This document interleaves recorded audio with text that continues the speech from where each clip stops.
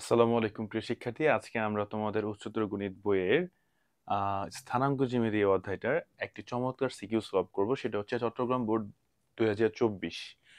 So দেখো এখানে উদ্দীপকে কি বলছে এবং প্রশ্নগুলোর মধ্যে তোমাদের কাছে কি চাইছে। এখানে উদ্দীপকে 4টা স্থানাঙ্ক দিয়ে দিছে আমাদেরকে। ফার্স্টেই যেটা বলছে n অফ 1 2 বিন্দুগামী এবং 3 ঢাল বিশিষ্ট সরলরেখার সমীকরণ নির্ণয় করো।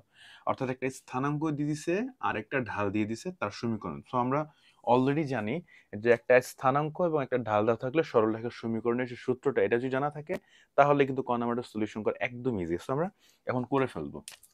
দেখো ফার্স্টে বলবো হচ্ছে দেওয়া আছে, কি কি দেওয়া আছে সেটা লিখে ফেললাম।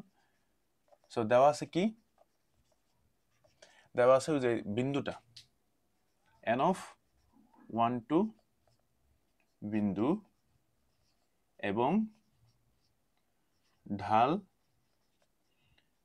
m is equal 3। ঢাল দিয়ে দিছে 3। তো একটা স্থানাঙ্ক একটা ঢাল বিশিষ্ট সরলরেখার সমীকরণ, এরকম সিচুয়েশনে সরলরেখার সমীকরণ হবে, মনে রাখবা যে যে কোনো একটা স্থানাঙ্ক এবং একটা ঢাল দিয়ে থাকলে সরলরেখার সমীকরণের যে সূত্রটা সেটা হচ্ছে y minus y1 is equal m into x minus x1। তো এই সূত্রটা তোমাদের পুরোপুরি মুখস্থ করে ফেলতে হবে যে একটা স্থানাঙ্ক এবং হচ্ছে একটা ঢাল দেওয়া থাকলে তুমি কিভাবে সরলরেখার সমীকরণ বের করবা, তার সূত্র হচ্ছে y minus y1 is equal m into x minus x1। So আমরা এটা করে ফেলবো খুব ইজিলি। সেটা হচ্ছে y মাইনাস y1। সো আমাদের ফার্স্টে স্থানাঙ্কের ফার্স্টে যেটা থাকে সেটা হচ্ছে x1 এর মান, আর পরে যেটা থাকে সেটা হচ্ছে y1 এর মান। সো y মাইনাস y1 হিসেবে আছে 2 is equal m into m এর মান দেওয়া আছে 3। তো m এর জায়গায় আমরা 3 বসাবো। x মাইনাস x1 হিসেবে আছে 1। সো বসায় দিলাম। বসায় আমরা গুণ এবং সমান এই পাশে নিয়ে আমরা কাজগুলো করে ফেললেই আমাদের কিন্তু অঙ্কটা শেষ হয়ে যাবে। ঠিক আছে, 3 দিয়ে 2টাকে গুণ করে দিলাম। y মাইনাস 2 সমান উপাশে যায় আমরা হবে কি বলতো, প্লাসের y সমান উপাশে যা হবে মাইনাসের y, আর মাইনাসের 2 সমান উপাশে যা হবে প্লাসের 2 is equal 0। So 3x minus y minus 3 থেকে প্লাস 2 থাকে হচ্ছে মাইনাস 1 ইজ ইকুয়াল 0। সো খুবই ইজি একটা ক ছিল। আমাদেরকে একটা স্থানাঙ্ক এবং একটা ঢাল দেওয়া থাকলে সরলরেখার সমীকরণ এটা যদি জানা থাকে তারপর হচ্ছে তুমি জাস্ট মানটা বসাই দিয়ে ক্যালকুলেশন করবা, আর কিছুই না। বুঝতে পারছো? এটা হচ্ছে আমাদের ফাইনাল অ্যান্সার। ঠিক আছে, সো ক নাম্বার গেল। খ নাম্বারে কি বলছে? খ নাম্বার বলছে পি কিউ আর এস চতুর্ভুজের ক্ষেত্রফল নির্ণয় করো। সো আমাদের 4টা স্থানাঙ্ক দিয়ে দিছে, এখানে কোনো ভেজাল নাই, ডিরেক্টলি আমরা ক্ষেত্রফল বের করে ফেলবো। সো ক্ষেত্রফল কিভাবে বের করতে হয় এখন আমরা সেটা দেখবো, কিভাবে ক্ষেত্রফল বের করতে হয়। তো ফার্স্টে আমরা যেটা করব যে পি কিউ আর এস 4টা স্থানাঙ্ক দিয়ে দিছে, সেই 4টা স্থানাঙ্ক আমরা লিখে ফেলবো। ফার্স্টে বলবো দেওয়া আছে, দেওয়া আছে। বলতো কি দেওয়া আছে? 4টা বিন্দুর স্থানাঙ্ক দেওয়া আছে। কি কি দেওয়া আছে বলতো? P of 1 2, Q of minus 1, তারপর হচ্ছে 1, আর অফ 0 মাইনাস 3, এবং এস এর মানটা দিয়ে দিছে এস অফ 3 মাইনাস 2। এই হচ্ছে আমাদের মোটামুটি 4টা স্থানাঙ্ক দিয়ে দিছে। তো এই 4টা স্থানাঙ্কের মাধ্যমে আমাদের বলছে চতুর্ভুজের ক্ষেত্রফল বের করো। ভেরি ইজি, আমরা একটু ধাপে ধাপে বিষয়টাকে বোঝার চেষ্টা করি। হ্যাঁ, পি কিউ আর এস চতুর্ভুজটির ক্ষেত্রফল, চতুর্ভুজটির ক্ষেত্রফল, চতুর্ভুজটির ক্ষেত্রফল ইজ ইকুয়াল। তো ক্ষেত্রফলের যে সূত্রটা সেটা হচ্ছে আমরা ফার্স্টে লিখবো হচ্ছে হাফ। কি লিখবো? হাফ। তারপর পি থেকে যদি স্টার্ট করি, পি থেকে স্টার্ট করলে আমরা কি করব, এক্স এর স্থানাঙ্কটা উপরে বসাবো আর ওয়াই এর স্থানাঙ্ক নিচে বসাবো। কি করব, আমরা পি থেকে স্টার্ট করছি না, এই যে প্রথম যে স্থানাঙ্কটা আছে এই যেটা, এক্স এর স্থানাঙ্কটা আমরা উপরে বসাবো আর ওয়াই এর স্থানাঙ্কটা আমরা নিচে বসাবো। একইভাবে আমরা কিউ এর স্থানাঙ্ক বসাবো। এখন পি থেকে স্টার্ট করছি, সো পি এর আমরা তারপর কিউ এর স্থানাঙ্ক বসাবো। Minus 2 1 0 minus 3 3 minus 2। এরপরে প্রথমে যে স্থানাঙ্কটা আছে এটা আমরা লাস্টে আরেকবার লিখে দিব। কথা কি বুঝছো কিভাবে লিখছি? আমরা কি করছি, চারটা স্থানাঙ্কের এক্স এর মানটা উপরে লিখছি আর ওয়াই এর মানটা নিচে লিখছি, আর ফার্স্টে যে স্থানাঙ্কটা ছিল আমি ফার্স্টে যেটা লিখছি ওইটা আবার লাস্টে আরেকবার লিখে দিছি। এটা হচ্ছে মোটামুটি আমাদের সূত্রের মধ্যে বসানোর সিস্টেম। এখন আমরা দেখবো হচ্ছে গুণ কিভাবে করতে হয়। ঠিক আছে, গুণটা কিভাবে করতে হয় সেটা আমরা এখন দেখব। ফার্স্টে যেভাবে হাফ আছে হাফ থাকুক। গুণ করার সিস্টেম হচ্ছে আমরা এই কোণাটা আগে গুণ করব, এই কোণা, এই কোণা, এই কোণা এবং এই কোণা গুণ করব। ঠিক আছে, ফার্স্টে আমরা এই কোণা গুণ করব। সো আমরা একের সাথে এক গুণ করলে কত হয়, এক, সূত্রের প্লাস, -2 এর সাথে -3 গুণ করলে হবে প্লাসের 6। ঠিক আছে, সূত্রের প্লাস, 0 এর সাথে যে কোনো কিছু গুণ করলে 0 হয়, সূত্রের প্লাস, 3 এর সাথে 2 গুণ করলে হয় 3 দুগুণে 6। সো আমরা একটা গুণ করে ফেলছি, চারটা কোণা আমরা গুণ করে ফেলছি। এরপর হচ্ছে আমার এখানে সূত্রের একটা মাইনাস হবে। তারপর আমাদের পরবর্তী কাজ, হচ্ছে আমাদের ভালো করে বোঝার চেষ্টা করব। হ্যাঁ, এই এখন আমরা কোনাকুনি গুণ করবো কোন কোণ, আমাদের এই উপরে 4 কোণা গুণ করতে, এখন কাজ হচ্ছে আমরা, এখন এটা তো শেষ, এখন আমরা এই কোণা গুণ করব, এইটা, এইটা, এই কোণা এবং হচ্ছে এই কোণা। ঠিক আছে, তো আমরা এখন এই চারটা কোণা গুণ করার চেষ্টা করব। সো 2 এর সাথে -2 যদি গুণ করি তাহলে আমাদের চলে আসে -4, সূত্রের হচ্ছে প্লাস, 0 এর সাথে যাই গুণ করি না কেন আমাদের অ্যান্সার হবে 0। এরপর সূত্রের হচ্ছে প্লাস, 3 এর সাথে যদি -3 গুণ করি অ্যান্সার হবে -9। তারপর হচ্ছে সূত্রের প্লাস, -2 এর সাথে 1 গুণ করলে হবে -2। ঠিক আছে, তারপর আমরা থার্ড ব্র্যাকেট দিয়ে এই সম্পূর্ণটাকে আটকে দেব। ওকে, হাফ অফ 166 যোগ করলে হয় টোটাল কত, 13, মাইনাস, এখানে আমাদের কি আসে, এখানে আসে -4, প্লাসে মাইনাসে -9, প্লাসে মাইনাসে -2।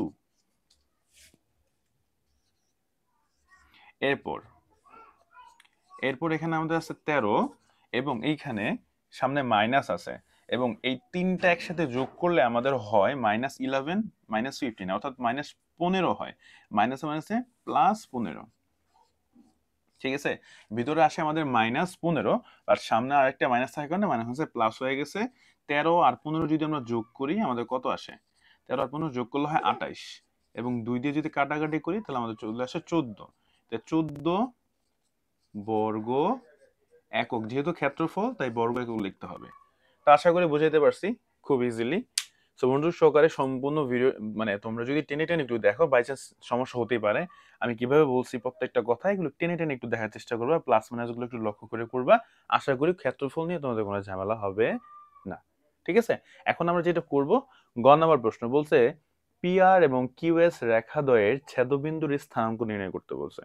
তা আমাদের আবার এই চারটা স্থানাঙ্কের প্রয়োজন হবে। সো গ নাম্বারে আমরা এই চারটা স্থানাঙ্ক তো আবার লাগবে। সো জাস্ট আমরা এখানে গ লিখবো, এখানে গ লিখে ফেলবো। ঠিক আছে, তো এগুলো মুছে ফেলি, আর চারটা স্থানাঙ্ক আমার প্রয়োজন হবে। তো এই অঙ্কটা করার আগে ছোট্ট একটু প্ল্যান করি যে অঙ্কটা কিভাবে সলভ করবো। দেখো, আমার ফার্স্টে আমরা পিকিউ এর প্রথম স্টেপে আমরা পিআর এর সমীকরণ নেব, সরলরেখা পিআর রেখার সমীকরণ নির্ণয় করব। ঠিক আছে, 2 নাম্বার কাজ হচ্ছে আমাদের কিউএস সরলরেখার সমীকরণ নির্ণয় করব। তো দুইটা সরলরেখার সমীকরণ হয়ে গেছে না, এখন বলছে রেখাদ্বয়ের ছেদবিন্দুর স্থানাঙ্ক নির্ণয় করো। আমাদের যেহেতু স্থানাঙ্কগুলো দেওয়া আছে, দ্যাট মিন্স আমরা এগুলোর সরলরেখার সমীকরণ সূত্রের মাধ্যমে বের করে ফেলতে পারবো। তারপর কি করবো, এই দুইটা ছেদবিন্দুর স্থানাঙ্ক চাইছে, অর্থাৎ আমরা এই দুইটা সরলরেখা পাওয়ার পর আমরা অপনয়ন করি, প্রতিস্থাপন করবি, এনিথিং হোয়াট এভার, যে কোনো পদ্ধতি ব্যবহার করি না কেন আমরা কিন্তু আমাদের ছেদবিন্দুর স্থানাঙ্ক বের করতে পারবো। 3 নাম্বার স্টেপ হচ্ছে, সাপোজ কেউ যদি অপনয়ন করতে চাও, অপনয়ন পদ্ধতিতে সমাধান করলে এখান থেকে এক্স এবং ওয়াই এর মান বের হইব। ওইটাই হচ্ছে এই দুইটা সরলরেখার ছেদবিন্দুর স্থানাঙ্ক। কথা কি বুঝতে পারছো? সো ভেরি ইজি, আমরা যেটা করব এই তিনটা স্টেপ ফলো করব। ফার্স্টে আমরা পিআর সরলরেখার সমীকরণটা বের করব, এই পিআর সরলরেখার সমীকরণটা বের করব। 2 নাম্বার কাজ হচ্ছে কিউএস সরলরেখার সমীকরণ বের করব। 3 নাম্বার কাজ হচ্ছে এই দুইটা সরলরেখার সমীকরণ দিয়া আমরা অপনয়ন পদ্ধতি অথবা তোমরা চাইলে প্রতিস্থাপন পদ্ধতি বা বজ্রগুণন পদ্ধতি এনিথিং যে কোনো পদ্ধতিতে ব্যবহার করে এক্স এবং ওয়াই এর মানটা যে বের করবা সেটা হচ্ছে এই দুইটা সরলরেখার ছেদবিন্দুর স্থানাঙ্ক। তো ছেদবিন্দুর স্থানাঙ্কের জন্য আমাদের কি করতে হয় বলতো? ছেদবিন্দুর স্থানাঙ্কের জন্য আমরা যে কোনো একটা পদ্ধতি ব্যবহার করে এক্স এবং ওয়াই এর মানটা বের করব, সেটা হচ্ছে ছেদবিন্দুর স্থানাঙ্ক। অপনয়ন পদ্ধতি ব্যবহার করতে পারো ইজিলি। ওকে, তাহলে আমরা যেভাবে কাজ মানে যেভাবে বললাম সেই কাজটা শুরু করি। ফার্স্টে আমরা পি আর সরলরেখার সমীকরণ বের করি, যেহেতু আমাদের কাছে অলরেডি সবগুলো স্থানাঙ্ক খুব ইজিলি দেওয়া আছে। ফার্স্টে আমরা বের করব পি আর সরলরেখার সমীকরণ। পি আর সরলরেখার সমীকরণ। ওকে, পি আর সরলরেখার সমীকরণটা আমরা কিভাবে বের করব? যে কোনো দুইটা স্থানাঙ্ক দেয়া থাকলে আমাদের কোন কোন স্থানাঙ্ক ব্যবহার হবে? এখন আমার ব্যবহার হবে এই আর স্থানাঙ্ক এবং হচ্ছে পি স্থানাঙ্ক, এই দুইটা স্থানাঙ্ক আমরা ব্যবহার করি। ভালো বুঝবা, দুইটা স্থানাঙ্ক দেয়া থাকলে সরলরেখার সমীকরণ নির্ণয়ের সূত্র হচ্ছে এক্স মাইনাস এক্স ওয়ান ভাগ X one minus X two is equal Y minus Y one ভাগ Y one minus Y two. দুইটা স্থানাঙ্ক দেয়া থাকলে সরলরেখার সমীকরণ। অলরেডি কিন্তু আমরা ক নাম্বারে দেখে আসছি যে তোমার একটা স্থানাঙ্ক এবং একটা ঢাল দেয়া থাকলে সরলরেখার সমীকরণ কিভাবে করতে হয়। এইটা হইতেছে যে দুইটা স্থানাঙ্ক দেয়া থাকলে সরলরেখার সমীকরণের সূত্র। সো এখানে জাস্ট আমরা মানগুলো জাস্ট ঠিকমতো যদি বসাই দিতে পারি তাহলে কিন্তু আমাদের কাজ শেষ। সো আমাদের এইটা হচ্ছে x1, এইটা হচ্ছে y1, এইটা হচ্ছে x2 এবং এইটা হচ্ছে y2। জাস্ট মানগুলা ঠিকঠাক বসাই দিব, ঠিক আছে? মানগুলা ঠিকঠাক বসাই দিব। আমাদের x এর জায়গায় x আছে থাকুক, y এর জায়গায় y1 এর মান, y1 এর মান কত? 1, y1 এর মান হচ্ছে 1, তারপর y1 এর মান হচ্ছে 1 মাইনাস x2 এর মান কত? x2 এর মান হইতেছে যে 0। সো আমরা x2 এর মানটা 0 বসাই দিলাম। এই তিনটা মান আমরা বসাইছি। x1, এই x1 এর মান হচ্ছে 1 1 বসাইছি এবং x2 এর মান হচ্ছে 0 বসাই দিছি। এখন 2 নাম্বার যে কাজটা, 2 নাম্বার যে কাজটা সেটা আমরা করে ফেলবো। 2 নাম্বার কাজটা কি? 2 নাম্বার কাজ হচ্ছে y1 আর এবং y2 এর মানটা বসানো। এখানে y1 এর মান কত? 2, y1 এর মান হচ্ছে 2, y1 এর মান হচ্ছে 2 আর y2 এর মান হচ্ছে -3। y2 এর মান হচ্ছে কত? y2 এর মান হচ্ছে মাইনাস। আমরা একটু লাল কালি ইউজ করবো এগুলো যাতে তোমার মান বসেছি এটা বুঝতে পারো, ঠিক আছে? মান হচ্ছে -3। সো আমরা মানগুলো জাস্ট বসাই দিলাম। বসানোর পর এখন যদি জাস্ট ক্যালকুলেশন করি তাহলে কিন্তু পেয়ারের সমীকরণ, সরলরেখার সমীকরণ বের হয়ে যাবে। ঠিক একইভাবে আমরা কিউএস এর সরলরেখার সমীকরণও বের করব, ঠিক এই সূত্রটা অ্যাপ্লাই করেই। সো আমরা এটাকে শেষ করি। এখন পরে থাকে হচ্ছে x - 1 আর 1 - 0 মানে হচ্ছে 1 ইজ ইকুয়াল, এখানে থাকে y - 2 আর এই মাইনাসে মাইনাসে প্লাস 2 + 3 মানে হচ্ছে 5। সো কোনাকুনি যদি আমরা গুণ করি 5 দিয়ে x - 1 কে গুণ করলে হবে 5x - 5 আর 1 দিয়ে এটাকে গুণ করলে যা আছে তাই। সবগুলাকে যদি আমি এক পাশে নিয়ে যাই, সবগুলা সংখ্যাগুলো নিয়ে যাবো আর x y গুলো এক পাশে নিয়ে আসবো। 5x প্লাসের y এপাশে আসলে হবে মাইনাসের y আর মাইনাসের 5 সমানের পাশে যা হবে প্লাসের 5, ঠিক আছে? সো আমরা 5x - y ইজ ইকুয়াল 5 থেকে 2 বাদ দিলে হয় 3, ঠিক আছে? সো আমরা পি আর সরলরেখার সমীকরণ পাইলাম, এই যে এটা পি আর সরলরেখার সমীকরণ। সো এটা আমার, এই সমীকরণটা আমার রাখতে হবে, আমার তো এখানে জায়গা হবে না, এজন্য এই সমীকরণটা আমি এখানে তুলে নিচ্ছি। ফার্স্ট যে সমীকরণটা পাইলাম অর্থাৎ পি আর সরলরেখার সমীকরণ হচ্ছে 5x - y ইজ ইকুয়াল 3। আমরা নিয়ে নিলাম। তো আমরা পরবর্তীটা এখন করব। পরবর্তীটা করার ক্ষেত্রেও কিন্তু মাথায় রাখবা, বললাম যে একই সূত্র, সেম সূত্র। আমরা শুধুমাত্র এখন পি আর এর জায়গায় বের করব হচ্ছে কিউএস সরলরেখার সমীকরণ। কিউএস সরলরেখার সমীকরণ সেম সূত্র, একেবারেই সেম সূত্র, ঠিক আছে? সেম সূত্র। আমরা কি করব এখন? শুধুমাত্র x1 y1 এবং x2 y2 টা এটা পরিবর্তন হবে। x1 y1 এখন কিউএস, এখানে x1 হইতেছে যে আমাদের -2, y1 হইতেছে যে 1 x2 হইতেছে 3 এবং y2 হইতেছে -2। সো এই মানগুলো জাস্ট ঠিকঠাক বসায় ক্যালকুলেশন করতে পারলে কাজ শেষ। সো আমরা x1 এর জায়গায় x1 এর মান হচ্ছে -2, সো -2টা বসায় দিলাম। x1 এর জায়গায় -2 বসায় দিলাম, ভালো কথা।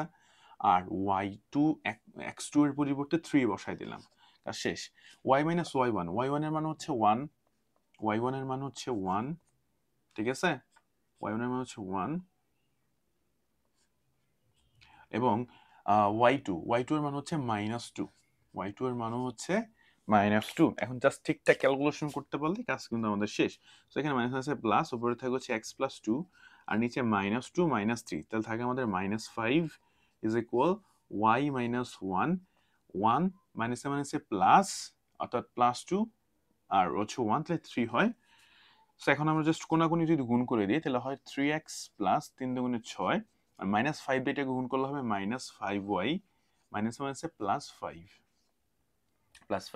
তো x y গুলো এক পাশে নেই আর সংখ্যাগুলো আরেক পাশে নিয়ে যাই। 3x মাইনাসের 5 এর পাশে আসলে হবে প্লাসের 5y আর প্লাসের 6 সমানুপাতিক যা হবে মাইনাসের 6। সো ক্যালকুলেশন করলে আমাদের ফাইনাল লাইনটা কি দাঁড়ায়, 3x + 5y = -1। এটা হচ্ছে আমাদের কিউএস সরলরেখার সমীকরণ ফাইনাল আমরা পাইলাম, কিউএস সরলরেখার সমীকরণ। সো এটা আমরা এখানে তুলে নেই, কিউএস সরলরেখার সমীকরণ পাইলাম 3x + 5y = -1। তো দুইটা সরলরেখার সমীকরণ পাইলাম না, এখন আমাদের কাজ হচ্ছে শুধু এই সরলরেখার সমীকরণটা দুইটা দিয়া। সরলরেখার সমীকরণ দুইটা দিয়ে কি করব মনে আছে? বলছিলাম অপনয়ন পদ্ধতি ব্যবহার করবো, বা যে কোনো পদ্ধতি ব্যবহার করতে পারো। আমি এখন অপনয়ন পদ্ধতির মাধ্যমে করে দেখাবো কিভাবে এক্স ওয়াই এর মানটা বের করবো। ওই যে অপনয়ন পদ্ধতিতে এক্স ওয়াই এর মান যে বের হবে সেটাই হচ্ছে আমাদের মূলত কি বলতো, কি কি পাইলাম। প্রথম সমীকরণ হচ্ছে 5x - y = 3 আর দুই নম্বর সমীকরণ হচ্ছে 3x + 5y = -1। তো এটা আমরা দিলাম হচ্ছে 1 নম্বর সমীকরণ, এইটা হচ্ছে আমাদের 2 নম্বর সমীকরণ। তো 2 নম্বর সমীকরণ এবং 1 নম্বর সমীকরণ এখানে আমরা অপনয়ন পদ্ধতি অ্যাপ্লাই করব, হয় x কে সমান করব অথবা y কে সমান করব। দেখো 1 নম্বর সমীকরণ যদি আমরা 5 গুণ করে দিই তাহলে কিন্তু y সমান হয়ে যায়। সো আমরা কি করব, 1 নং সমীকরণের সাথে 5 গুণ করব প্লাস 2 নম্বর সমীকরণ, এই কাজটা আমরা করে দিব। তো 1 নং সবগুলোর সাথে আমরা 5 গুণ করে দিই, 5 × 5 = 25x - 5y = 3 × 5 = 15, 3 × 5 = 15 আর নিচের সাথে কিছু গুণ করা দরকার নাই। তো 3x + 5y = -1। সো দুটো যোগ করব, যোগ করলে কি হবে, প্লাসের 5y মাইনাসের 5y কাটা চলে যাব আর 25x আর 3x যোগ করলে হবে 28x, 28x আর 15 থেকে 1 বাদ দিলে হবে 14। সো এখানে ক্যালকুলেশন করলে x = 14/28। তো কাটাকাটি করলে আমাদের হইতেছে 14 দুগুণে 28 হতো 1/2, 1/2। তাহলে x এর মান কত পাইলাম, 1/2। এখন এই x এর মানটা তুমি 1 নং অথবা 2 নং যে কোনো সমীকরণে যদি বসায় দাও তাহলে কিন্তু তোমার y এর মানটা বের হয়ে যাবে। সো আমরা এখন বলবো x = 1/2, সাপোজ 1 নং সমীকরণে বা 2 নং সমীকরণে যেটাতে মন চায় বসাও, সমস্যা নাই। মনে করো আমরা বললাম 1 নং সমীকরণে